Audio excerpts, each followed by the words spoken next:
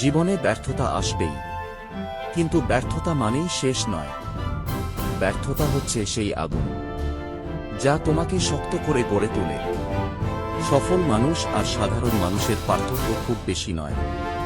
পার্থক্য শুধু একটাই, সফল মানুষ হাল ছাড়ে না। তুমি যখন নতুন কিছু শুরু করবে, মানুষ হাসবে, সমালোচনা করবে, তোমাকে ছোট করে দেখবে, কিন্তু মনে রাখবে, যারা আজ হাসছে কাল তারাই তোমার সাফল্যে হাততালি দেবে। আরাম অঞ্চলে থেকে কখনো বড় কিছু অর্জন করা যায় না। যত বড় স্বপ্ন, তত বড় ত্যাগ। ভয় তোমাকে আটকে রাখবে, সন্দেহ তোমাকে থামিয়ে দেবে, কিন্তু সাহস তোমাকে এগিয়ে নেবে। যখন কঠিন সময় আসবে, মনে করবে, এই সময়টাই আমাকে তৈরি করছে। তুমি হয়তো এখন সংগ্রাম করছো, হয়তো কেউ তোমার পাশে নেই, কিন্তু বিশ্বাস করো, প্রতিটা রাতের পরেই সকাল আসে।